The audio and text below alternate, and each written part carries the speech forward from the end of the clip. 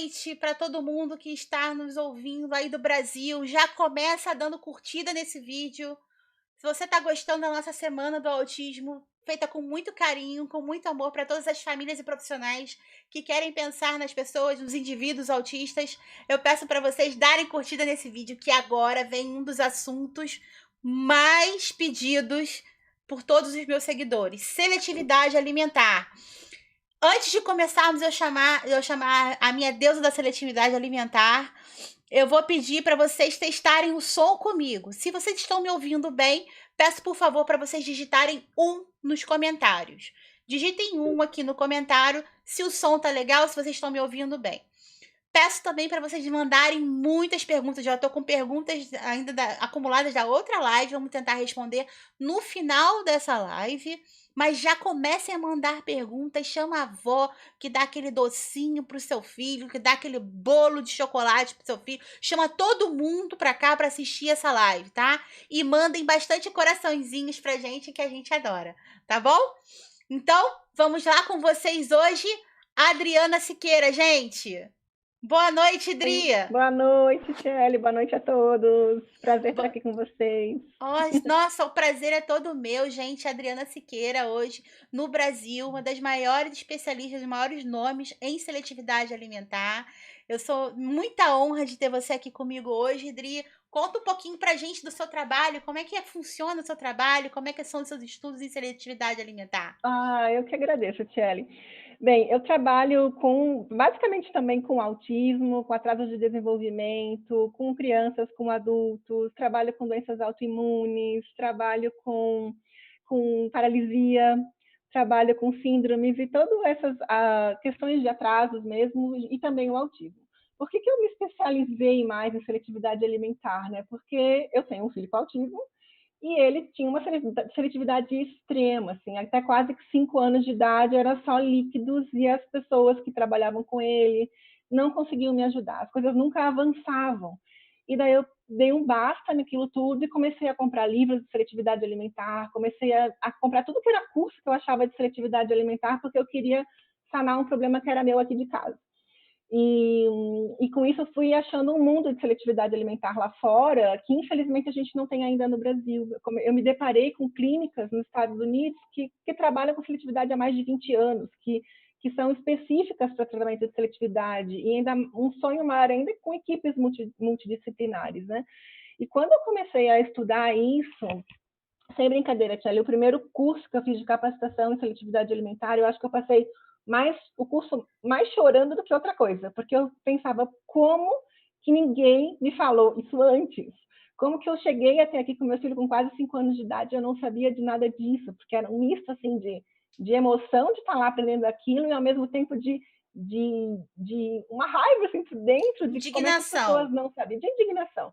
Como é que as pessoas não sabiam? Então isso me abriu muito a cabeça, e hoje eu consigo ajudar realmente muitas famílias com seletividade alimentar também. Mas trabalho muito também com autismo, com a suplementação e tudo mais. Porque os pacientes vêm, eu digo que é meio a meio. Muitos vêm com muita seletividade alimentar e os que me procuram são seletividades muito extremas também, porque o caso do meu também era muito extremo, né? Eu acho que até hoje eu peguei 2 casos mais extremos do que o Léo hoje. Então, tipo, é um dia a dia que eu tenho na minha casa, e por isso que eu acabei me especializando cada vez mais nisso. A Adri também me ajudou muito, o Matheus também, seletivo alimentar, lá no início da nossa jornada. E a Adriana também faz parte da nossa história, vencendo a seletividade alimentar, que ainda não vencemos por um todo, que isso é outra coisa que as pessoas têm que ter noção também, né? A seletividade alimentar, ela não vai ser resolvida assim, mas é um processo. Quando eu olho hoje, meu filho ainda é seletivo, mas nem se compara quando a gente começou, que eram só 4 alimentos. Eu lembro dela me explicando: Shelly, se você quer colocar um alimento novo, tem que botar aí pelo menos 30 dias dele no canto do prato, para ele ter a noção de que aquilo já estava ali. Então, assim, foi um trabalho de constância, é isso que ela sempre fala, um trabalho de constância, é assim que tem que trabalhar com seletivo. E foi muito gratificante ter você aqui hoje, que faz parte da nossa história também, Dri. Obrigada. Imagina. O Léo comia 2 alimentos, era só leite e um biscoito. Era muito seletivo. Graças a É bem Deus. complicado, né? Porque a gente fala tanto. É uma das perguntas que mais fizeram aqui pra gente na live anterior, falando com a Gabi sobre a importância da nutrição no autismo. E muitas mães se questionam: como é que Como eu vou que ajudar o faz, meu né? filho, né? Através da comida, se ele não aceita nada, ele É. só aceita porcaria, Mas né? tem jeito, É tem muito jeito. difícil.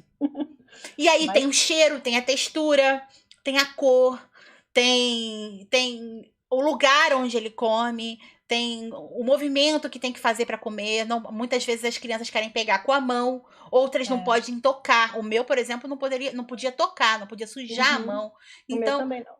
tem muitas questões envolvidas sensoriais de nutrição. E é isso que a gente quer trazer para você hoje aqui como família, que a seletividade alimentar, ela é um dos pilares que está, uma das comorbidades presentes no autista, mas Sim. que também o tratamento envolve o tratamento nutricional como um todo. Porque eu costumo dizer para as famílias, o alimento do seletivo, em geral, está envolvido na seletividade.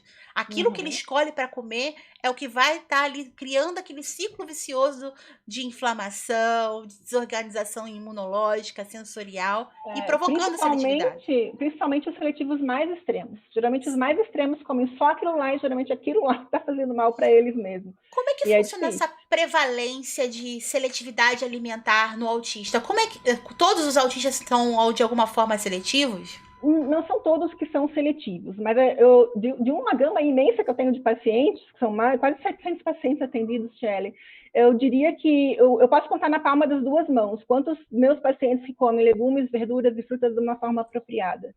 Eu também não tenho nenhum. Eu tenho muito poucos, eu tenho alguns que comem, mas são muito raros. A prevalência de típicos para crianças típicas são de 25 a 30% de crianças seletivas. Quando a gente fala em autismo, esse número vai crescer de 67% para 89%. Nossa Entre Senhora. 67% a 89%. Só que dentro dessa percentual existe um espectro. Como é o espectro do autismo, existe o espectro da seletividade. Essa seletividade também ela vai desde a leve até a seletividade extrema.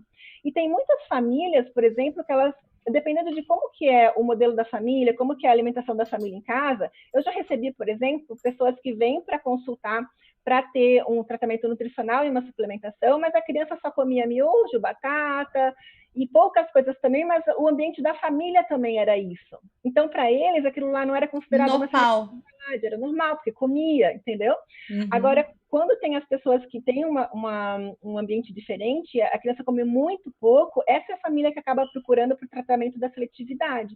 Mas muitas outras crianças também vão ter seletividade, com menos coisas, não vão comer nenhuma fruta, não vão comer legumes, tem aquela coisa de escolher por cores, por texturas, que também é um tipo de seletividade, mas talvez não seja tão amplo que modifique socialmente a vida dessa família.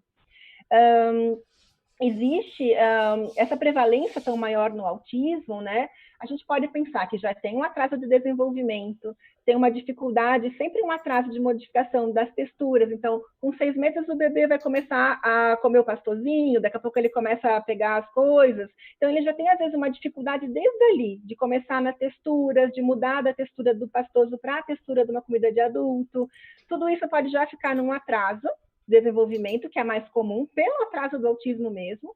A dificuldade dessa transição de textura, a própria disfunção sensorial, que ela é uma característica do próprio diagnóstico do autismo. Sim. Então, ela está totalmente ligada com a seletividade alimentar, né? Toda criança seletiva, ela tem disfunção sensorial. Pode ser grande ou pode ser pequena, mas tem. Então, essa disfunção sensorial, ela está linkada também. Então, e também os problemas orgânicos, né, Tchely? Os problemas com as questões intestinais, com as alergias alimentares, são causas da seletividade alimentar que estão muito mais acometidas no autismo. Então, isso que caracteriza, que acaba aumentando tanto essa proporção da prevalência do autismo comparado com as crianças típicas. E uma coisa muito importante também de dizer é que o tratamento das crianças típicas é diferente do tratamento da seletividade para a criança com autismo, que a gente já vai chegar lá. O que eu observo também, você tocou num ponto importante sobre a introdução alimentar.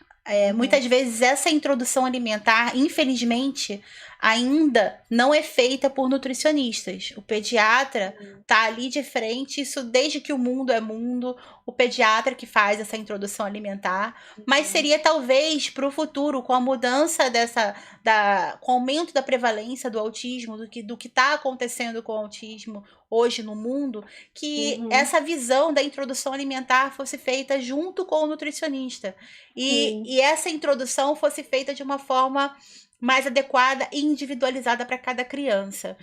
E muitas vezes o autista, ele possui essas alergias e intolerâncias alimentares, tem essa questão da formação de opiáceos, de peptídeos com atividade opioide no cérebro, e ele está se alimentando com comida que não pode.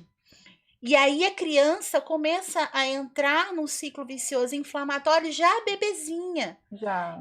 E aí vem aquelas assaduras bunda-pescoço, vem de os refluxos, vem a esofagite eosinofílica, que a gente sabe que também há aumento da prevalência da esofagite nas pessoas autistas. Sim. Então, são muitas coisas envolvidas na seletividade. Outro ponto também para ser considerado com a questão dos gatilhos ambientais e também dos gatilhos para você conseguir observar os sintomas autísticos, um deles também pode ser a seletividade, que às vezes a criança comia super bem e ali durante 1 ano e meio, 2 anos, a criança para de comer ou muda a sua rotina alimentar. Quando isso acontece, os pais têm que ficar muito atentos, porque muitas vezes não está correlacionado com o autismo em si, mas com uma síndrome psiquiátrica que muitas vezes os pediatras nem conhecem, que se chama PANS, que está relacionada à anorexia. E a criança para de comer, a criança entra em um estado de seletividade alimentar ao extremo, e é uma das características da síndrome psiquiátrica pós-infecção. E é muito, muito comum. Eu diria que é meio a meio. Eu tenho os pacientes que... Eu acho que até a maioria dos meus pacientes, eles vêm com a regressão, né, das questões do TEA, e também a maioria comia até determinado momento, começou a comer comida de adulto, comia tudo normal. Lá por 1 ano e meio, começam toda essa regressão e daqui a pouco para de comer tudo. E daí uma outra parte é aquela criança que já vem desde bebê, que daí é o caso do meu. Então já tinha otites de repetição, eu já vinha tomando uso de antibióticos, acabando com toda a flora intestinal, e já vindo com uma permeabilidade desde bebê que não chegou nem a comida de adulto. Também é meio a meio ali. A gente tem os 2 tipos de casos, né? Geralmente essa criança que já vem desde o bebê, ela tem mais problemas orgânicos, vamos dizer assim, do que aquela criança que já comeu, que já mastigou. Sim, que já começa a ranitidina, desde o bebezinho, já começa os antibióticos, os corticoides de uso crônico, as bombinhas. Isso. E aí isso favorece também a formação, aumento da prevalência da seletividade alimentar. E como que a gente poderia diferenciar no autista? Porque assim, é uma queixa muito comum, dificuldade de se alimentar. Uma dificuldade de se alimentar e a seletividade alimentar em si. Qual que seria a principal diferença entre essas 2 questões, Dri? A gente tem são 2, todo mundo chama tudo de seletividade alimentar, né? Mas a gente tem um espectro, então a gente tem uma seletividade e uma dificuldade. A gente caracteriza, na literatura, ele está como se fossem 15 alimentos. Então, para uma criança que come mais de 15 alimentos, ela seria uma criança seletiva, uma criança que ela não exclui, vamos dizer, um grupo de alimentos por completo. O que é um grupo de alimentos? Ela não come nenhum tipo de proteína, nada. Isso ela está excluindo um grupo. Ela não chega a excluir um grupo, ela escolhe mais, ela tem mais uma seletividade, ela escolhe mais os alimentos que ela vai consumir por textura, por forma, por qualquer coisa que seja, mas ela está escolhendo. Menos de 15 alimentos é considerado dificuldades. Mas o que eu vejo na prática? As crianças vêm com menos de 5 alimentos. Sim. Quando tem uma seletividade muito extrema, a maioria vem com 3, 4 alimentos. Matheus era 4. O Léo era 2. Impressionante. E vem com essa dificuldade. As crianças que têm uma maior dificuldade é aquela criança que ela não consegue nem tolerar olhar alguém comer. O cheiro. Vomita.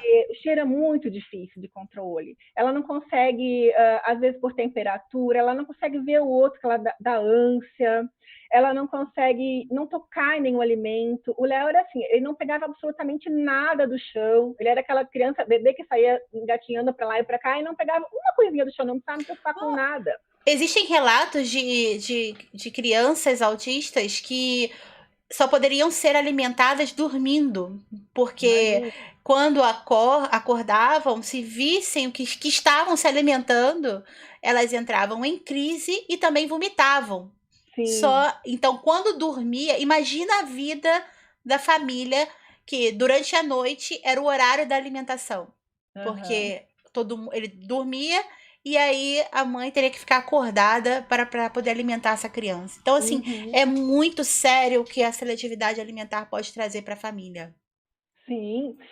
Então, a seletividade alimentar, então a criança já é mais, tolera um pouco mais. Não que ela está 100%, mas ela tem uma seletividade, mas ela consegue ainda escolher determinados alimentos, ela consegue tocar, às vezes até provar um alimento, mas ela não quer, ela recusa também, mas ela chega até, tem uma facilidade um pouco maior da aceitação do provar, do pegar. A dificuldade já recusa categorias inteiras de alimentos. Eu não como nenhuma proteína, ou eu não como nenhuma fruta, nenhuma verdura. O Léo, ele comeu a primeira proteína dele, Tchelle, com 6 anos de idade. Nossa. Antes, eu colocava tudo nos líquidos dele. Era proteína hidrolisada, era ovo colocado, claro de ovo. Eu fazia de tudo para colocar nos líquidos que ele bebia. Mas a primeira proteína que, por conta própria, que ele quis comer foi com 6 anos de idade. Então, tipo, essas crianças que têm uma dificuldade alimentar, elas, eu diria que, gente, é 100%, a maioria, todas elas vão ter um caso orgânico envolvido. É uma dificuldade de se alimentar, tem alguma coisa ali impedindo, não é uma criança que simplesmente não quer comer. Alguma coisa ali tem que ser descoberta que está sendo a causa da seletividade alimentar dela, a causa dessa dificuldade, né? E é importante as pessoas entenderem que o profissional especializado nisso é que vai poder diagnosticar e intervir da maneira correta. Agora, pausa para a curtida. Vocês que estão aqui, deem curtida nesse vídeo, compartilhem essa live. E eu peço para vocês mandarem perguntas. As perguntas vão ser respondidas mais para o final.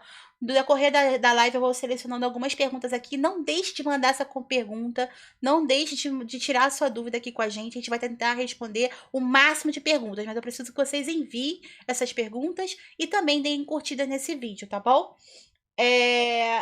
O comportamento do autista já influencia nessa. Atípico do autista já influencia nessa seletividade também, né, Dri? Sim. Tanto com o ambiente, a comida também é um ambiente para ele, né? Sim, só uma coisa importante da criança que ela tem mais dificuldade, né? A gente caracteriza muito isso também quando a família tem um prejuízo social, você chegou a falar isso. Quando você não consegue ir para um restaurante, você tem que dar comida para a criança antes, a criança não come nada de fora. Quando você vai ter que viajar e tem que ir para um lugar que tem cozinha para fazer a comida dele, porque não consegue comprar Minha nada vida. diferente. Meu Era a tour. minha vida também. Meu tour é esse. Eu só Eu já posso ir cheguei a para viajar hotel, essas coisas que tem a cozinha. sempre com cozinha. Ou Eu era nunca fogareiro. deixei de fazer Medo de nada. botar fogo no hotel. Eu comprava, chegava lá, comprava liquidificador, Eu comprava, tinha que quando ir pro não tinha, comprava mercado. Cheguei num lugar a para primeira viajar, para coisa. passear. É mercado direto. Nossa vida. Primeiro ponto é mercado. E eu já cheguei a viajar, Kelly, quando a gente foi viajar, fazer uma viagem longa, com 12 pães da mesma marca que o Léo comia. Era uma mala inteira de pão, que era o único pão que o menino comia.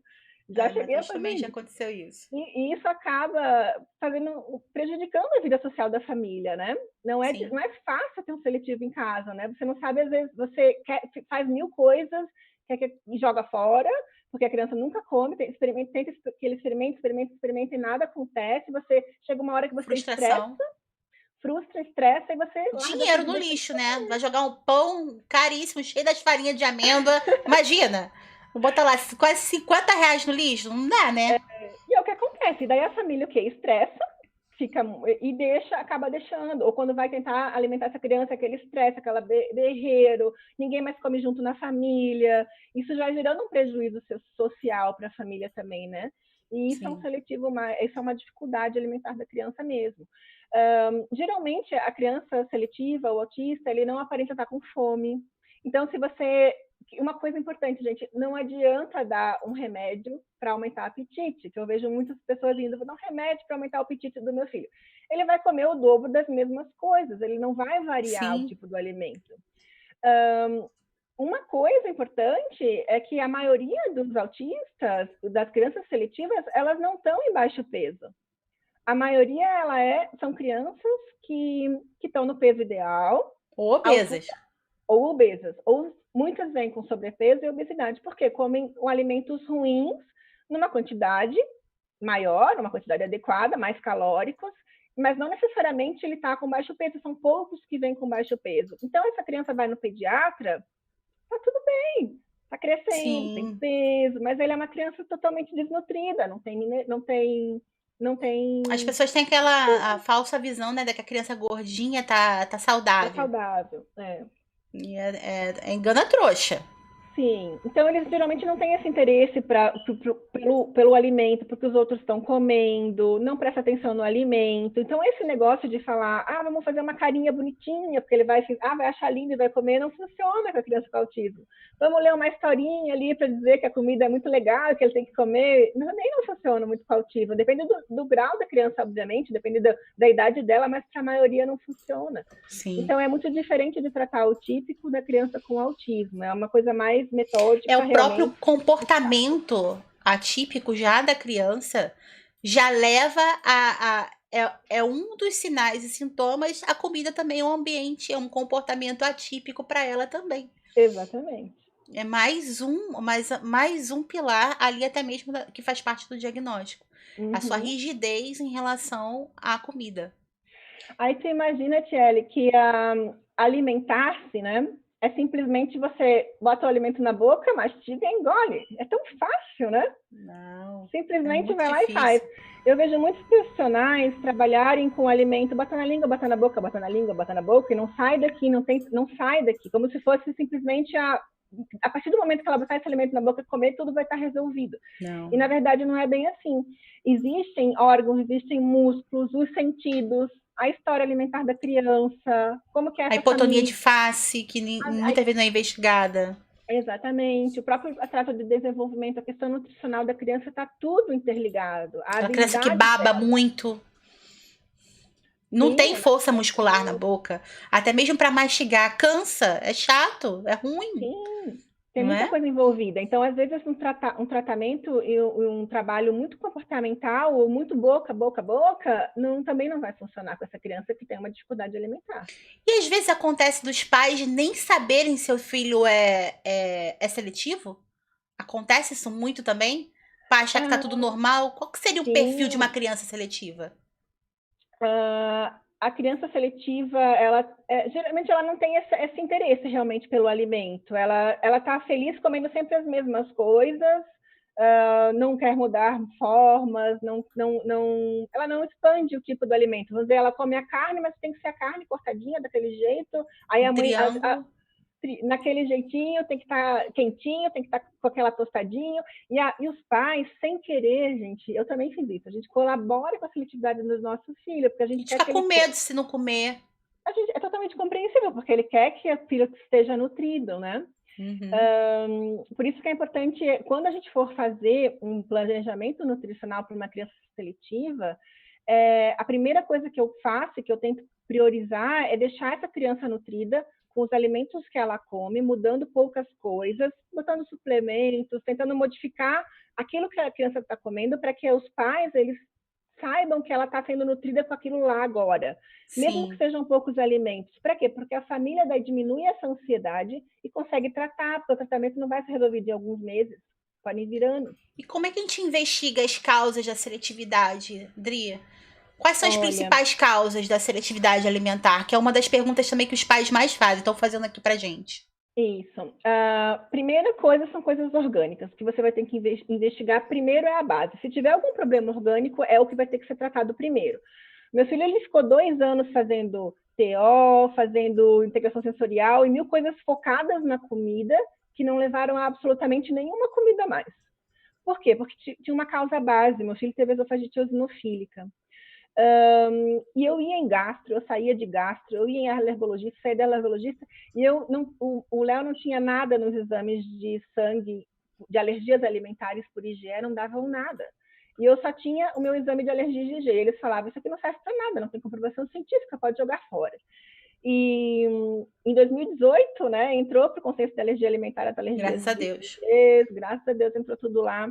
E a permeabilidade intestinal era gigantesca, tanto é que a esofagite eosinofílica é o esôfago inflamado por conta dos eosinófilos que sobem por conta da permeabilidade intestinal, da desbiose intestinal.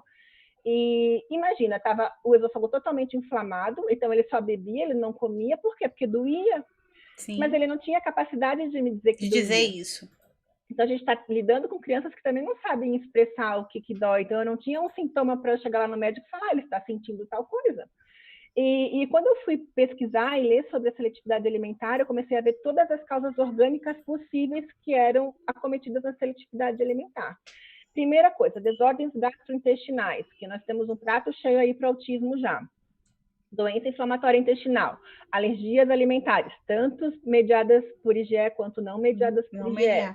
Ou não mediadas por nada. Deu a comida, deu ruim, né? Sensitividades alimentares. É mediada pelo indivíduo. Exatamente.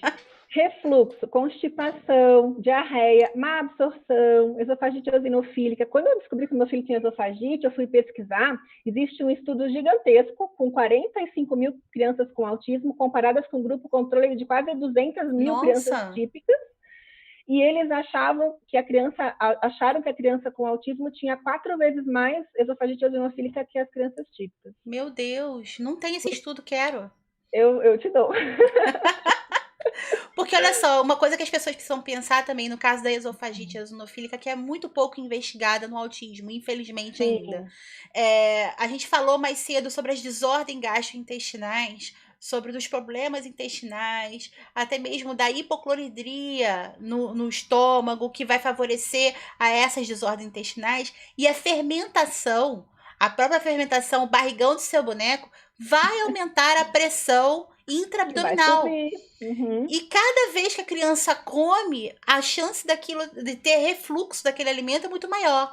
Sem contar que, pensa só como seu organismo é inteligente. Botou uma comida ruim para dentro, que tu não pode comer, o que seu corpo vai fazer? Nossa, vou ter que produzir alguma coisa aqui para botar isso para fora. A primeira aumento da produção de histamina, e a histamina é 4 vezes mais indutora de produção de ácido clorídrico do que os outros hormônios. Então, olha só, imagina como comer o que não pode e produção de histamina, como favorece aos sintomas de refluxo gastrointestinal e, consequentemente, uma esofagite lá para frente. Então, pensa que é tudo uma coisa encaixando na outra. E pode ser um refluxo oculto também, não quer dizer que a criança vai botar para fora, vai vomitar, pode ser alguma coisa que ela mesma nem tá te falando, você não tá conseguindo perceber às vezes. Ela tá com dor. E tá com dor, tá com azia. E além das questões gastrointestinais, a gente pode estar relacionando hepatopatias também com questões de seletividade alimentar, problemas cardiorrespiratórios, né? Ver se também tem algum problema estrutural, ver se essa criança tem adenoide, se está com problemas de respiração, isso também pode estar interferindo. Problemas estruturais, né? O freio curto, estreitamento esofágico, daí problemas de deficiência que você pode estar verificando isso também. Tudo que você puder investigar numa criança seletiva vira do avesso. Alguma coisa você vai achar. Tá acontecendo alguma coisa. As pessoas querem saber como é que é a experiência para uma criança autista que tem problemas de hipertrofia de adenoides e não consegue comer. Experimenta você comer com o nariz entupido. Como é incômodo. Como tá gripado. Você consegue sentir o cheiro do alimento, consegue sentir sabor desse alimento? Não consegue. Imagina uma criança que tá coisa. E muito relacionada à deficiência de zinco, né, Adri? Que é relacionada à imunidade. Olha só como as coisas vão se encaixando. É relacionada à imunidade, à deficiência de zinco e também à seletividade alimentar. Olha só como as coisas vão se encaixando, o aumento de cobre, que o zinco é antagonista do cobre, deficiência de ceruloplasmina. A deficiência de IgA secretora também, Tchelle. Quando a gente tem uma questão alérgica, a IgA secretora ela já está na saliva. Ela vai gerando essa intolerância oral e o organismo tentando se defender. E você, às vezes, nem não tá sabendo o que está acontecendo ali com as questões alérgicas também. Para quem não sabe o que é IgA, IgA é uma imunoglobulina do tipo A que está presente principalmente em mucosas, no trato Isso. gastrointestinal inteiro. Então, quando a gente tem a deficiência da imunoglobulina IgA, há tendência da gente ter mais infecções também. Então, é outra pesquisa que deve ser feita também, tanto IgA na saliva como IgA na corrente sanguínea, para a gente tentar descobrir como está a resposta inata, a resposta inata desse indivíduo. E muitas famílias, elas vêm e elas querem, às vezes, uma comprovação que ele tem uma alergia para conseguir para tirar isso, e muitas vezes a alergia não é imediata, né? O exame de sangue, ele só vai me trazer a alergia imediata. É uma A gente foto. sempre pede a alergia imediata, porque se tiver alguma coisa, realmente a gente é obrigado a tirar na hora. Porque e a pessoa está se fixando naquele exame. Muitas vezes não, muitas vezes é uma questão da permeabilidade intestinal que está gerando uma alergia tardia, e o exame de sangue, esse plano não cobre. Então, por que a gente faz? A gente vai tratar essa criança, vamos tirar glúten, vamos tirar leite, vamos tentar fazer essa modificação dos alimentos, e é possível fazer com uma criança seletiva. Ela é mais demorado, mas é possível fazer. Eu fiz a dieta com meu filho, a gente começou a dieta com menos de 3 anos. A gente foi até 4 anos e meio, quase 5, quando eu comecei a tratar a seletividade alimentar nele, fazendo dieta com o leite que ele bebia, com o biscoito que ele comia, às vezes o pão, quando ele comia, ele tirava o biscoito, e eu fui conseguindo. Só que eu demorei 3 meses para tirar o leite de vaca e botar o leite vegetal. Eu colocava 10 ml do leite vegetal dentro do leite de vaca, aí ele aceitava. Esperava 3, 4 dias, colocava mais 10 ml. Chegava um momento que ele já estava achando alguma coisa estranha. Daí eu deixava um pouco mais tempo, aí daqui a pouco eu botava só mais 5, e eu ia até que eu consegui tirar por completo. Eu tenho um paciente, Thierry, que quanto mais a criança é sensível ao sabor, eu tenho uma paciente que ela veio com 6 anos, nunca ninguém tinha investigado absolutamente nada de alergia, a gente achou alergias imediatas grandes ao leite, vários tipos de alergia, e eu falei para mim, a gente vai ter que tirar esse leite. E ela, falei, bota 10 ml. Ela começou a botar 10 ml, a criança não tomava. Botava 8 ml, a criança não tomava. 5 ml, a criança não tomava. Ela conseguiu com 2 em 2 ml. É o meu caso mais extremo, assim, de sentir sabor das coisas. Ela demorou quase 6 meses, mas imagina se essa mãe não tivesse feito de 2 em 2 ml. Ela estaria ainda tomando leite que ela não poderia. É mais Até lento. hoje. É mais lento, mas a gente consegue. A criança que vai dar a resposta de o que ela consegue, qual que é o tempo dela. Mas os pais têm que saber como que ele vai avançando, né? Como é que funciona, então, a sua abordagem? Como que os estudos indicam, os cursos internacionais que você já fez? Qual seria a abordagem para uma criança seletiva, para o tratamento dessa seletividade alimentar, depois de, é claro, tratar as causas? Isso. Existem tipos de abordagens, né? Existe o tratamento que ele vai estar abordando a questão mais comportamental e o tratamento que ele vai estar abordando a questão responsiva. Eu sou totalmente a favor do responsivo. Como é que é o responsivo? Ele dá a criança, você dá habilidades para a criança desenvolver o que está faltando. Se ela tem um problema sensorial, então a gente vai trabalhar a questão sensorial dela. Se ela tem um problema oral-motor, a gente vai trabalhar a questão oral-motora dela. Para que ela, aos poucos, perceba que ela consegue. Se eu vou só num comportamento, eu vou só pegar essa criança e ensinar que ela come isso, e daí você ganha o teu biscoitinho aqui, porque ela vai aprender que o biscoitinho é bom, o que ela comeu não é bom, a gente está tentando ensinar um comportamento. Forçar também não adianta, a criança tem que ter ela tem que a confiar no pai e na mãe. Não pode ficar o tempo todo tentando enfiar coisas na boca, o tempo todo. Abre a boca, vai pro castigo, hein?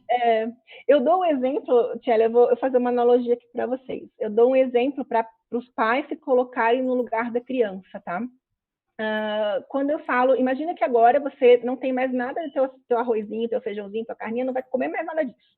Agora, a partir de amanhã, você está num quarto fechado, você vai ter um prato bem gostosão, grandão de lesmas, bem gosmento. Quanto tempo você vai ficar sem comer? Forever. para tentar se colocar no lugar da criança, tem um pratinho cheio de larvas, vamos botar umas larvas bem gosmentonas lá, e você vai ficar olhando para aquilo lá, você vai ter ânsia, você não vai conseguir comer aquilo lá. Imagina que você está olhando É para assim que a aquilo criança ali. vê. Assim que a criança vê, ela não consegue. Aí, de repente, você está lá com seu marido preso naquele lugar, daí o teu marido saiu, jogaram um arroz lá para vocês. Nossa, eu achei um arroz aqui. Só que agora tá só o arroz, não dá, já cansei de comer esse arroz, então eu vou pegar essa larvinha, vou botar na minha frigideira, vou tostar, vai ficar muito crocante, daí eu corto pequenininho, botei lá. Tá lá um mês já tentando comer as coisas e não consegue comer essa larva. Aí, daqui a pouco, o teu marido pega, coloca no arroz, botou um pouquinho da larvinha bem crocante. Aí ele botou na boca e falou, olha, não tem gosto de nada. Daí você ouviu, não tem gosto de nada. Opa, isso talvez dê para conseguir comer Foi assim também. que funcionou. Aí você começa, o teu cérebro começa a ver aquilo lá, já percebeu que aquilo lá não tem sabor. Às vezes você pode conseguir colocar ou não. Daí você fala, isso aqui tá com gosto de frango, nem parece uma larva. Então você começa a perceber aquilo lá de uma outra forma. Daí você pega, daqui a um tempo você consegue experimentar. Pode ser que no teu experimentar você também não goste e você não queira comer, mas você teve a habilidade para querer, para chegar, para experimentar, e você decidiu se você gostava ou não. Assim que é um tratamento responsivo, assim que você tem que ter respeito pelo seu filho, que ele também pode gostar e não gostar das coisas, e que ele tem o tempo dele de aprender. Não é o nosso tempo, é o tempo dele. Então agora, imagina agora se alguém te botasse nesse quarto e você não tivesse a chance de escolher se você quisesse comer o prato de larva gosmenta. Alguém viesse com a colher na boca de larva gosmenta e enfiasse na tua boca. Enfiasse na tua boca de novo, enfiasse na tua boca de novo. Isso com o Imagina como tempo vai me dar ojeriza a sentar para comer qualquer coisa. a ânsia, e você não gosta daquele alimento. A partir do momento que você não tiver mais esse negócio para comer, você não vai querer mais comer esse alimento nunca mais. Eu sou uma pessoa que eu não bebo leite de jeito nenhum, nunca bebi, porque eu fui uma criança que era obrigada a beber leite. Eu tenho ânsia com leite. Então, nossa, quando mas eu te via... ajudaram, então, que bom. Ajudaram.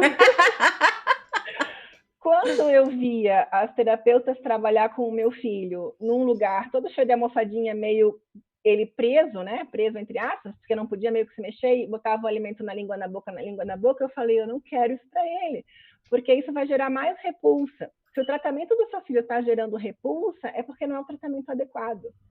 Então, como é que a gente faz? Imagina que o meu filho ele não comia absolutamente nada, não tinha nenhum alimento para trabalhar, para modificar a textura, nada. Eu sentei, a gente foi para um tratamento responsivo. Então, eu brincava com ele ludicamente, porque se eu chegasse com o alimento na mesa, ele não queria, porque ele sabia que era para comer. Quando é uma criança que já come mais alimento, a gente consegue fazer uma modificação gradual.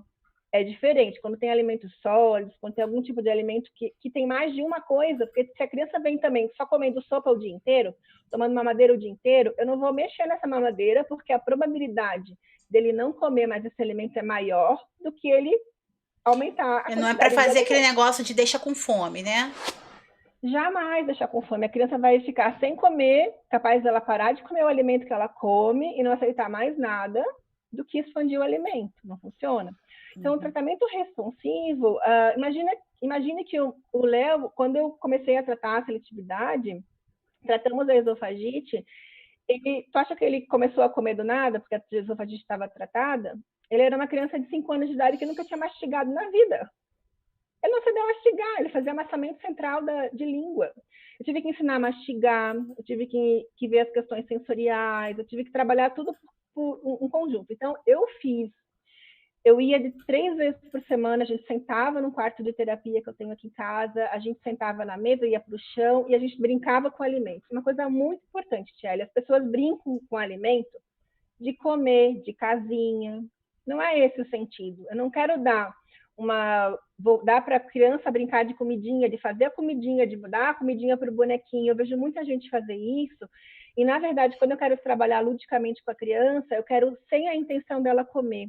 Porque eu quero que ela gere habilidade. Eu não quero que ela brinque de comer, porque ela sabe que o boneco vai comer, ela sabe que alguém está esperando que ela coma. Ela é burra. Sim. Então, se eu brinco num contexto lúdico, por exemplo, eu vou lá pegar um carrinho, vou brincar de carrinho. Não vou brincar de comer. Aí eu corto uma fruta toda picadinha, aí eu encho a caçambinha do caminhão de feijão. De frutinha. tortinha de feijão, de qualquer coisa de alimento. Geralmente a gente começa com alimentos que a criança tolera, para ela aceitar essa brincadeira. Brincar também. Para brincar. Daí eu só vou botar lá na caçambinha, a criança tem que levar para o outro lado e descarregar. Nesse momento que ela está brincando de caminhãozinho, ela está vendo o alimento, ela está botando a mão no alimento, ela está cheirando o alimento, ela está tendo contato com esse alimento, que se eu colocasse na mesa, ela não teria. Então, eu consigo trabalhar isso na criança quando ela não tá, quando ela é muito seletiva. E eu vejo que os pais, às vezes, não dão muita importância para o tratamento fora da mesa, porque querem a ansiedade dele comer rápido. Para quem não conhece, tem pessoas aqui perguntando o que é esse tratamento responsivo. Seria um dos exemplos o programa Sunrise, que também foi o que funcionou muito aqui em casa, o tratamento responsivo, que é uma forma lúdica de você conseguir a resposta da criança. Quem não assistiu ainda, o nome do filme acho que é Tudo pelo Meu Filho. E Meu Filho, Meu Mundo, né? Meu Filho, Meu Mundo. Também já coloquei lá para vocês como indicação também lá no Cine Outflix. E vale a pena ver esse filme para vocês entenderem como que é importante a gente entrar no mundo do autista. E é assim ele deixar a gente participar desse mundo. E a forma lúdica é uma das formas mais lindas da gente conseguir ter essa resposta da criança autista. Eu não vejo outra forma de trabalhar o seletivo extremo sem ser fora da mesa. Não tem como a gente colocar ele na mesa e tentar botar coisa na mesa para ele comer. Tem que esquecer a mesa e trabalhar fora da mesa. No meu caso, não foi o Sunrise, foi o Sequential Oral Sensory que eu fiz, que é uma capacitação, uma certificação, que é para crianças típicas ali dos Estados Unidos, porém eu me especializei para o autismo. Que daí a gente tem outros modos que vai para o autismo. Então existe uma terapia responsiva para a seletividade do autista? Existe. Que lindo! Não sabia dessa. Eu sou a única nutricionista que fez, eu fui para fora fazer. A minha turma inteira era só eu de nutricionista, não tinha ninguém, era só TO e fono, não tinha nenhuma nutri lá. E numa turma grande fazendo. Então, as nutris têm que acordar um pouquinho, porque isso é uma área de educação nutricional, a gente não aprende nada disso na faculdade, Kelly. Eu chegava para os professores e falava, meu filho não come nada, mas como ele não come nada? Eles não acreditavam, porque a gente sempre está lá preparada para a criança que come, como a criança tem que comer bonitinho. Quando a gente se depara com uma criança que não come, a gente não tem essa formação da criança que não come, né? Uhum. É muito difícil isso. E as pessoas realmente se perdem e não sabem o que fazer, né? E o tratamento lúdico, para mim, também sou super fã, é bem difícil falar, porque eu acabo puxando realmente sardinha. Eu posso trazer algumas perguntas para você, Dri? Pode. Vamos lá. A pergunta da Joelma Pereira. Gostaria de saber a relação da seletividade alimentar com o distúrbio sensorial, até mesmo antes do alimento chegar na boca do autista. É aquilo que você já falou, já viu, né? Mas deixa eu dar um exemplo, Shelly. Muitas vezes as pessoas falam, quando tem muita questão sensorialidade oral, tem muita questão tátil. Está muito ligado o oral com o tátil, tá? Eu vou dar um exemplo para vocês, para ficar claro as questões dos sentidos. A gente tem os 5 sentidos, mas nas questões sensoriais a gente tem ainda a propriocepção e o vestibular e ainda o interoceptivo, que é o que quando você sabe se você está com fome, se você tem vontade de ir no banheiro, aquela coisa toda. Que às vezes a criança também não identifica nada disso, às vezes não passa o dia inteiro, não tem fome, não percebe a fome, né? Imagina que você vai comer uma maçã. Então, você que não tem uma disfunção sensorial, vai lá, você só de falar que eu vou comer uma maçã, você já comeu uma maçã, então você sabe o cheiro dela, você sabe a textura, sabe o tamanho, sabe a cor dela, você consegue identificar mesmo, se eu estou falando numa maçã, você está vendo uma maçã, então, com certeza você está vendo uma maçã. Agora, como que essa questão sensorial não é simplesmente esses 5 sentidos? Agora, como que é a abertura da mão que eu tenho que fazer, que eu sei quanto que eu tenho que abrir a mão para pegar a maçã? Quanto que eu tenho que fazer de força para conseguir pegar essa maçã? Quanto que eu tenho que morder a maçã? Como que é o tamanho da minha mordida para morder essa maçã? Como que eu vou mastigar essa maçã? Então, tudo isso está ligado com o vestibular e o proprioceptivo, que não é sempre só as questões sensoriais de cheirar e tocar. Muitas vezes também tem as questões de identificação. Tem criança seletiva que bota comida na boca no almoço e a mãe vai ver a comida está lá ainda no lanche. Ela não identificou que aquela comida está ali. Uhum. Ou que bota muita comida na boca e não tem a noção ainda do espaço. Isso também é questão sensorial, Sim. né? E está totalmente ligado com a questão de seletividade. Todo seletivo alimentar, e principalmente os extremos, devem fazer integração sensorial, entre aspas, com terapeuta ocupacional, com certificação em integração sensorial, né? Porque senão a gente só faz uma, Meia uma boca. estimulação sensorial. E Meia não boca. exatamente uma questão de modular a questão cerebral, né? Ó, apareceu aqui também a pergunta da Érica Bárbara Sanches. Seletividade alimentar e baixa ferritina. Tem alguma coisa a ver? Meu filho é muito seletivo e não prova nada, não prova nada. E o que come é sempre com a mão, rejeita talheres. Tá, é alguma questão sensorial também, pode ser alguma questão orgânica também envolvida. Claro que essa baixa ferritina também pode ter questões de anemia, questões de. É tão amplo, né? A gente não tem como falar simplesmente só baixa ferritina. A deficiência de ferritina ela está muito relacionada com a dificuldade mesmo do desenvolvimento neurológico em si.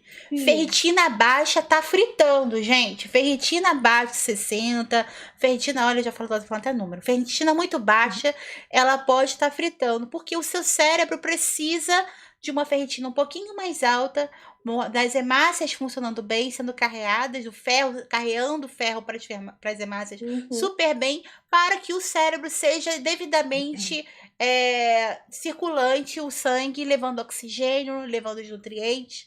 Então, por isso que ferritina baixa ela está relacionada principalmente à diminuição da cognição, à diminuição do desenvolvimento neurológico, que pode estar também relacionada a uma dificuldade de se alimentar, a Isso tá com certeza. né? A criança entra nessa dificuldade também de localização do espaço, da comida, da dificuldade de interação com o meio, e o alimento é um meio também, né? E o, É isso. negócio, e o fato de comer com a mão também pode ser questões sensoriais, pode ser dificuldade também motora, com o próprio talher, com o próprio. O talher é feito de quê? Ele é gelado?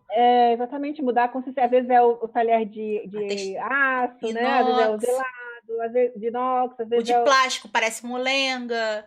Exatamente, também ver que tipo de talher que está usando, se tem mais dificuldade com aquilo ou não. Por exemplo, Cada no caso do meu, ele não podia sujar com nada.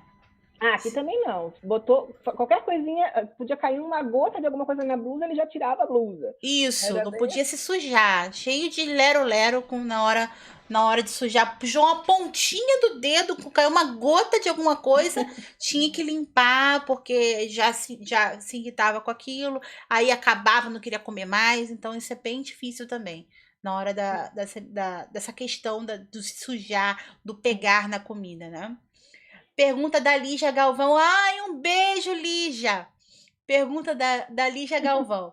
Como agir quando a criança rejeita o alimento devido ao cheiro? A criança sente o cheiro e ela já vomita, ela já corre, sai do espaço. Bota o pregador?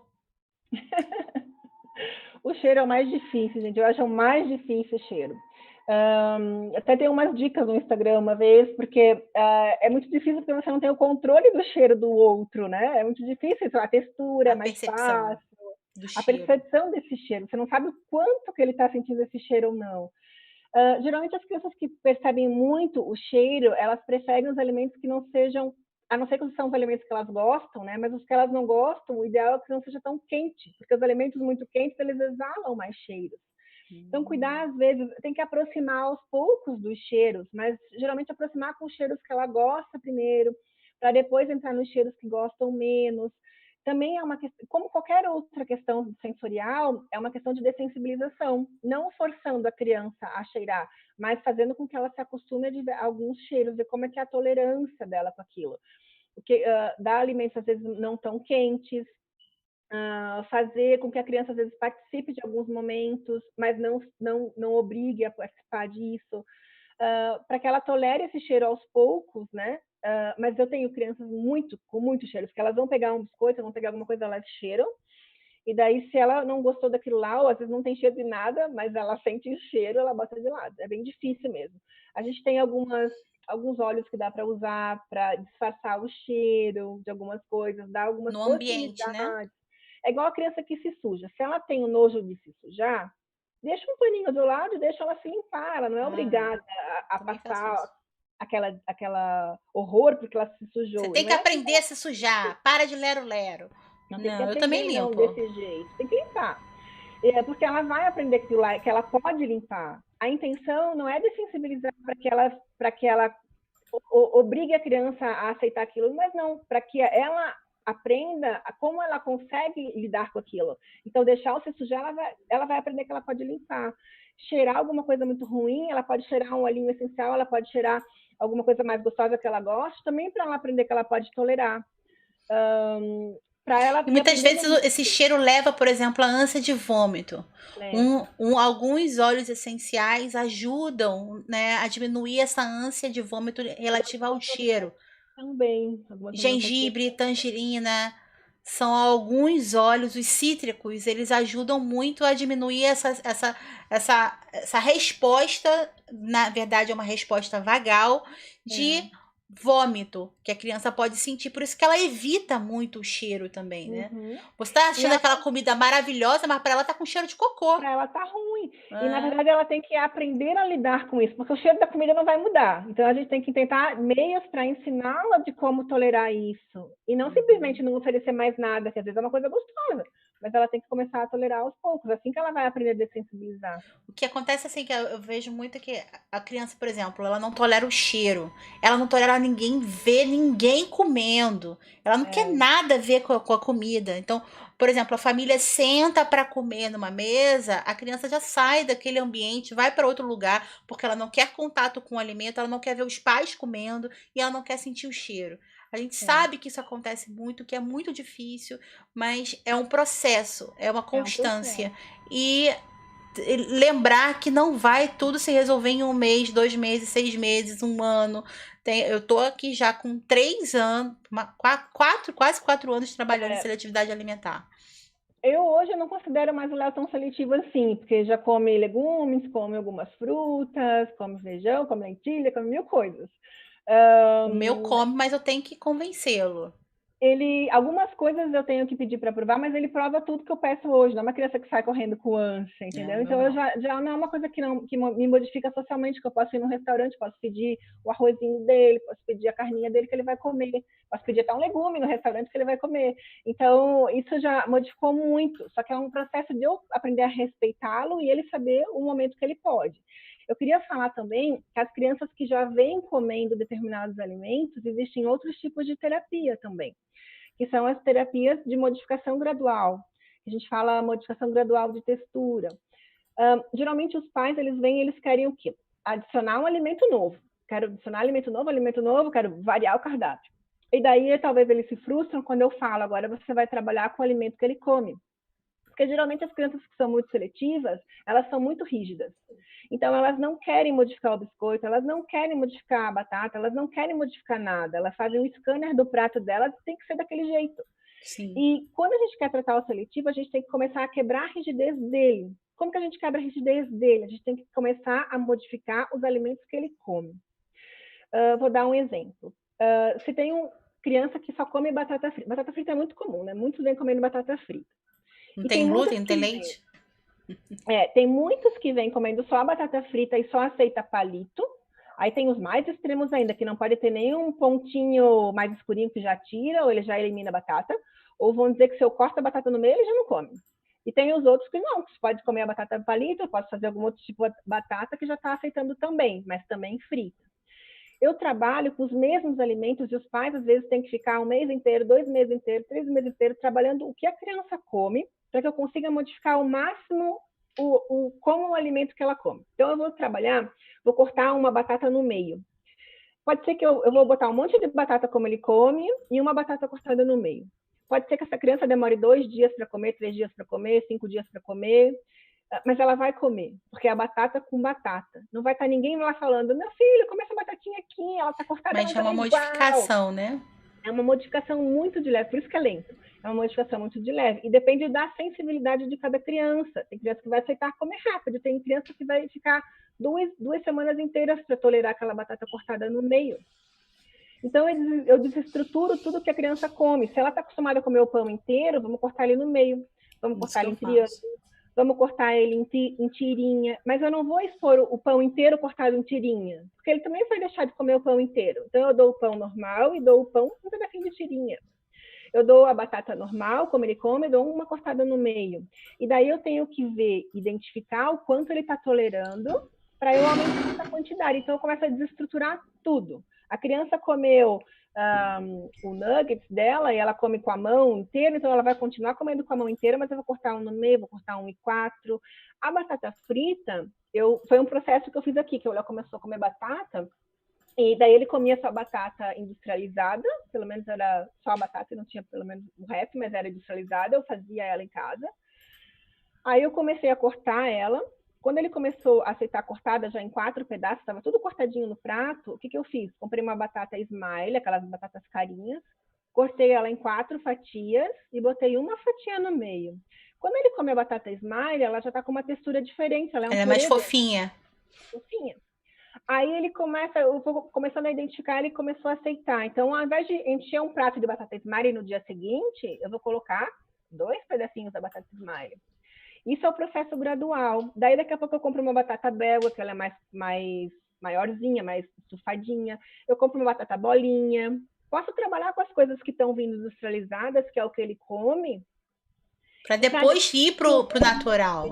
Para o meu objetivo chegar numa batata feita em casa. Só que Sim. com o processo gradual, eu consigo que a criança, no final, coma todos os tipos de batata. Se eu faço um processo de ensiná-la que ela deve comer a batata cozida e não mais a batata frita, ela pode até chegar a comer a batata frita, mas ela não vai expandir a variedade, ela vai simplesmente trocar a batata frita pela batata cozida. Isso também não é legal, porque daí ela vai querer só a batata cozida. Então, eu faço um tratamento de modificação gradual. Isso é o tempo da criança, mas a mãe tem que saber que ela tem que chegar na batata cozida. Porque senão a mãe fica lá acomodada também e não vai fazendo o passo a passo. Tem que colocar um objetivo, né? Tem que colocar um objetivo. E eu tenho total consciência que para a família é difícil, não é fácil. Mas quando é o calo, você faz. Quando é o que pega, você faz. Tem a pergunta aqui, Ana Márcia Couto. É possível uma criança autista que tinha seletividade alimentar leve passar a ser seletivo em maior grau depois dos 7 anos? Com certeza, né? Isso é muito comum. Qualquer motivo pode ser. A gente pode desenvolver a seletividade em qualquer maneira, de qualquer idade, na verdade, né? Mas tem que investigar a causa, né? Caiu no Insta. Passou uma hora. Tem que investigar as causas também, por que disso? Aconteceu alguma coisa? Você ficou doente com alguma coisa? Teve que tomar algum remédio? Teve algum episódio? Tem que investigar também do mesmo jeito. Só que a criança que já comeu, é mais fácil o tratamento do que uma porque criança ela já tem aquela experiência com o alimento, né? Exatamente, porque ela já sabe mastigar. Isso acontece muito com... A gente estava conversando no dia da live de integração sensorial com a Fernanda. Isso acontece muito com a primeira experiência com o alimento. Se ela for ruim, ele vai marcar aquilo e até eu convencê-lo que não tem problema, que aquele não vai causar dor e tudo mais, é um processo. Por exemplo, eu acho que o Matheus tem sensibilidade com quente. Ele sente o quente muito mais quente do que o quente é. Então, eu acho que quando ele era pequeno, bebezinho, já devia de ter algum tipo de disfunção sensorial. Para mim estava morno, mas para ele estava quente. Tem muito isso. A temperatura é uma coisa que as pessoas às vezes não identificam também, porque também é muito difícil de você ver a temperatura do outro, a percepção de temperatura do outro, né? E aí queima a boca, ele vai evitar aquilo. Sim. Então, assim, gradualmente mostrar para a criança que tá tudo bem, que a comida não está quente, experimentar dar comida mais fria para a criança, espera bastante tempo até a comida esfriar, que isso vai melhorar o cheiro, se ela tiver problema com temperatura também vai ser mais fácil. Então, são várias estratégias e observações que você vai ter que fazer no dia a dia.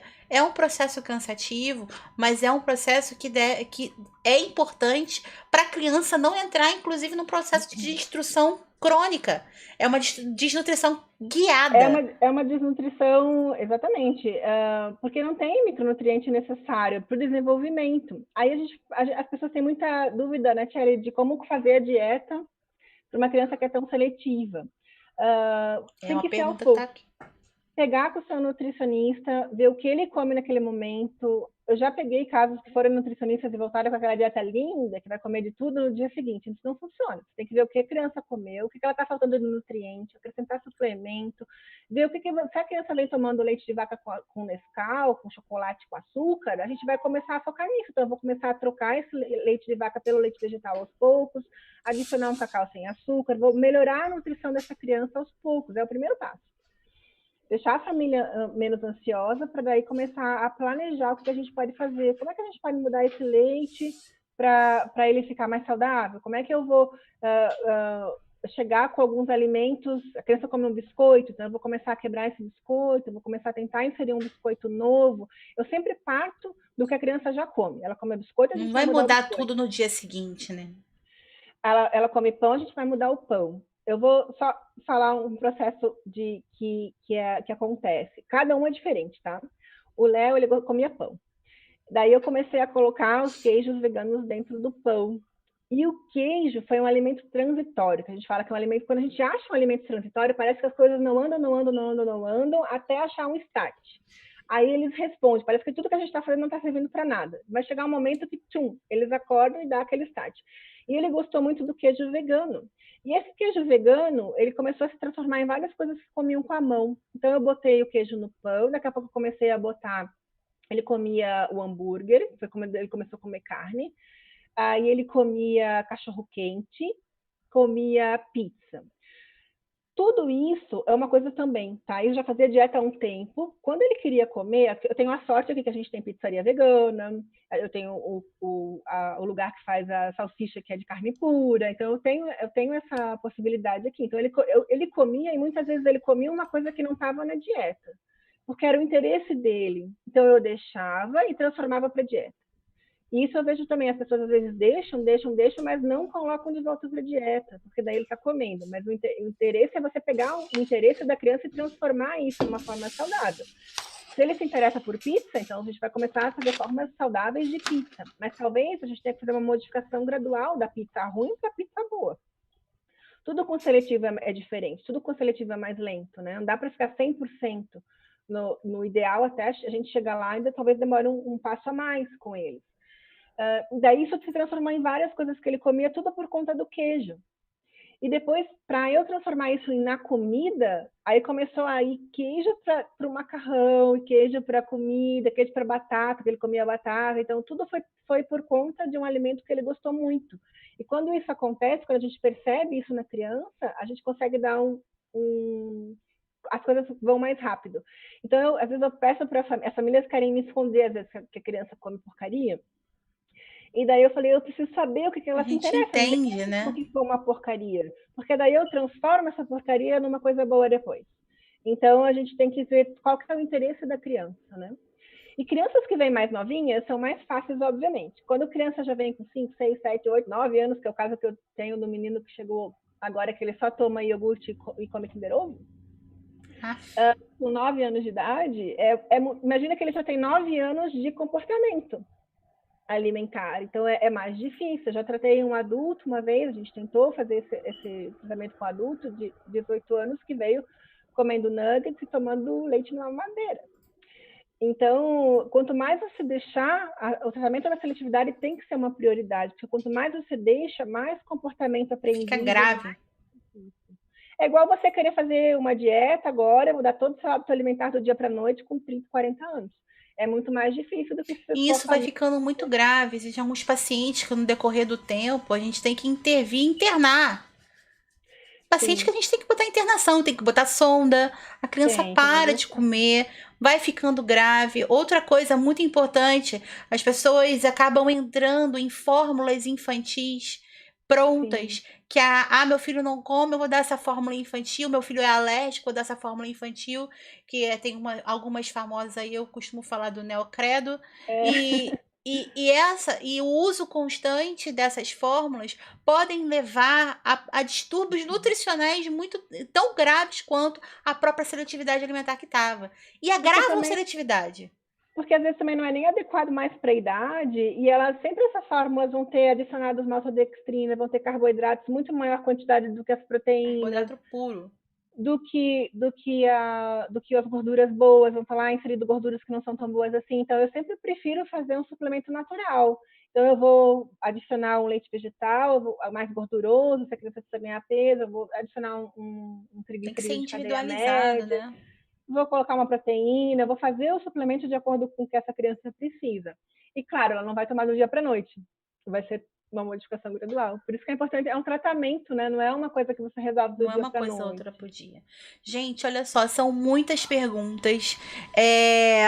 Um encontro ao vivo desse. Não dá pra gente responder todas as perguntas. Eu vou tentar fazer um encontro ao vivo com vocês, com os assinantes do Outflix, para tirar todas as dúvidas com vocês. Vão ser respondidas todas essas dúvidas que vocês estão mandando aqui pra gente.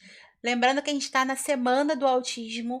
Durante a Semana do Autismo, a gente vai manter o Outflix a R$29,90. É menos de R$1 por dia, gente. Vocês precisam aprender sobre autismo.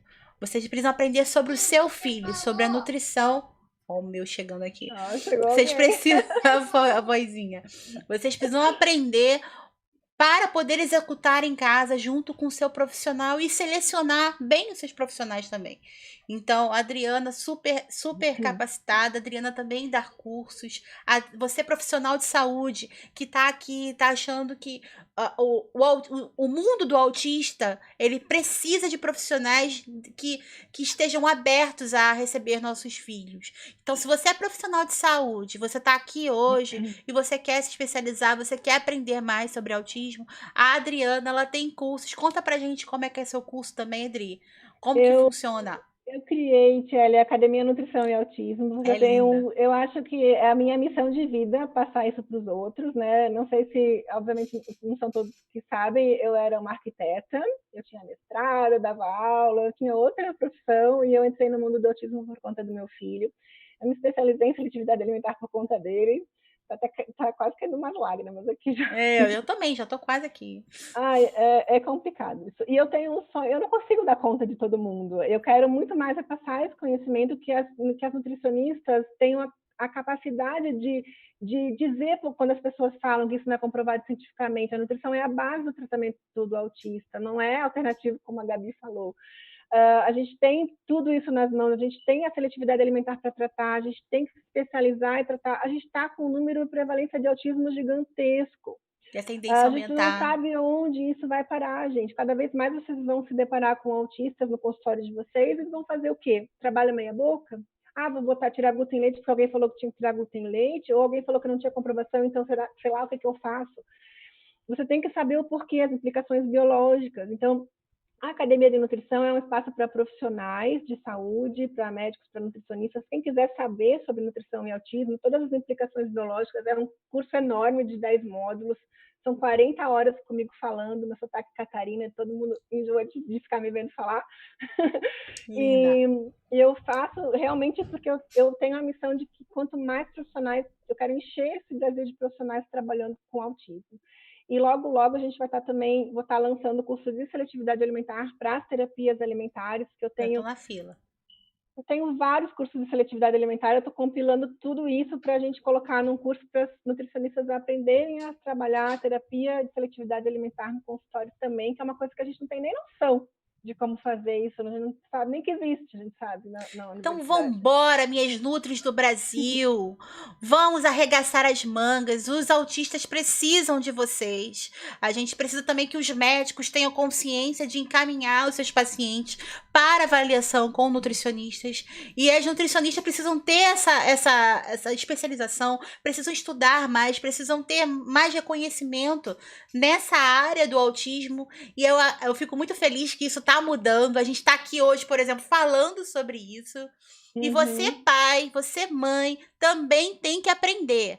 Você também tem que saber o que o nutricionista está falando lá para você fazer em casa. O quanto que é importante você manter uma dieta rotacionada, você seguir as instruções da nutricionista com planejamento nutricional adequado, com balanceamento, pesar, medir, fazer tudo. Por que isso tudo é importante? Gente, como ela falou, dá vontade até de chorar. É missão de vida. Então, depois que Matheus foi diagnosticado como autista, E tudo que eu aprendi, a melhor forma que eu consegui de trazer isso para você, pai e mãe, que tá aí do outro lado, com o coração às vezes na mão, sem saber o que fazer, sem saber onde estudar, eu criei uma plataforma para você estudar, que é menos de R$ 1 por dia, o máximo que eu podia fazer para chegar no máximo número de pessoas. Então estudem, gente. Leiam os artigos, vejam os profissionais que tem na sua cidade. Como tem um profissional na sua cidade que não, você está numa cidade que não tem algum profissional na lista lá do Outflix, pega um que você goste muito, encaminhe o curso da Adriana para estudar junto com a Adriana, para formar essa equipe, a equipe mãe, pai e nutricionista e médico. É a melhor equipe que o seu filho pode ter também, junto com os profissionais terapeutas, terapeuta ocupacional, fonoaudiólogo, psicólogo, fisioterapeuta. Somos uma equipe, tudo para o seu filho conseguir ter uma qualidade de vida, saúde, principalmente em primeiro lugar. É isso que a gente quer trazer aqui para eles, né? Exatamente. E no próximo semestre, Tiele, eu vou estar, quando eu vou ter o curso de seletividade para os profissionais, e eu vou estar abrindo um mini curso para os pais, que eu vou montar os grupos para que eles se falem, porque eu vejo muita dificuldade do tratamento em casa. Só que uma coisa que os pais têm que pensar, não são todas as cidades que têm, não são, às vezes cidade grande não tem profissional que trabalha com seletividade alimentar. Você não pode depender de um profissional, de alguém simplesmente, de ir numa terapeuta ocupacional, ela vai 1, 2 vezes na semana e aquilo lá vai bastar, não vai bastar. Você tem que arregaçar as mangas, se você quiser transformação do seu filho, faz em casa. A gente consegue fazer muita coisa em casa. Sim. Faça do como você consegue, não precisa transformar a sua vida inteira para mudar as coisas do seu filho, mas faça de noite um dia, faça no final de semana um dia, faça o que você consegue para você otimizar isso, porque o profissional sozinho ele não consegue, ainda mais se ele não tiver a base para isso, né? Olha, então já tô aqui convidando online, ao vivo, a Adriana a gravar para mim uma mini aulinha para eu colocar, uma aula introdutória para eu colocar lá para os meus membros do Outflix. Vai ser uma honra ter você lá com a gente também, Dri. As pessoas não precisam de informação, as pessoas precisam entender que isso é importante. E para mim também é uma honra estar com você aqui hoje. Eu que agradeço, tô super feliz, a gente já falou dessa live há um tempão, Não agora é? Aconteceu realmente. Graças a Deus, né? Aconteceu na semana do autismo, gente. Hoje foi o dia da nutrição. Se você perdeu alguma live, você começa lá da manhã, que foi com Rosana. A Rosana é nutricionista, neurocientista, escritora e falamos de suplementação, melatonina, vitamina D, falamos sobre ciência, distúrbios do sono e melatonina. Vocês estão achando que eu tô falando que melatonina é sempre muito bom? Vai lá ver só para você ver se é sempre muito bom ficar utilizando as vitaminas e os hormônios, fazendo reposição hormonal sem orientação médica e nutricional. Depois, na segunda live, tivemos Gabi falando da importância da nutrição no tratamento integral do autismo, na pessoa autista. Então, se você perdeu, não pega essa live, volta lá, assiste no YouTube, que estão lá artigos científicos, dá print da tela, estuda, lê. Depois eu vou reorganizar esses artigos, também vou colocar lá dentro do Outflix para vocês. E por último, agora não menos importante, um dos assuntos mais pedidos pelos meus seguidores, seletividade alimentar. Como a gente já falou, quase de 80% das crianças, das pessoas autistas, elas possuem algum certo tipo de seletividade, dificuldade alimentar. A Adriana deu um show hoje aqui pra gente, uma aula pra gente. E eu agradeço de montão, Adriana, você está com a gente nessa semana linda e maravilhosa do autismo. E amanhã temos mais lives com a psiquiatra Jaqueline Albieri e também com a Gabriele Rabelo falando sobre homeopatia. Então não percam que o assunto amanhã é medicamentoso, é ansiedade, é uso de risperidona. Então vamos falar sobre psiquiatria e autismo e também homeopatia e autismo. Mais uma vez, obrigada. Quer mandar mais algum recado? Não, queria agradecer muito essa live, adorei estar aqui participando. E, obviamente, a gente não consegue responder tudo, mas com certeza eu vou estar ali junto com vocês aí no Outflix, a gente vai estar respondendo essas perguntas que ficaram, tá bom, pessoal? Vamos fazer sim um encontro para responder uma por uma, tá, gente? Com uma linguagem bem fácil. Aqui a intenção não é tratar ninguém, não é trazer tratamento, indicação de tratamento, é educação. Nós precisamos de educadores e não de defensores. Quanto mais pessoas forem educadas em relação ao autismo, mais chances nossos filhos têm de inclusão na sociedade. É isso que a gente está buscando aqui por eles também, né, Adri? Duas mães aqui. E o meu apareceu por aqui também. O meu também. Já deve estar com fome. Vou lá dar comida para ele daqui a pouco. Ó, e para terminar, vou deixar para vocês, peço curtidas, compartilhamentos e coraçõezinhos pro meu filhote, que tem um recadinho para vocês, e até amanhã às 18h30. Um beijo. Tchau, pessoal. Galerinha, dá o like e toca no sininho.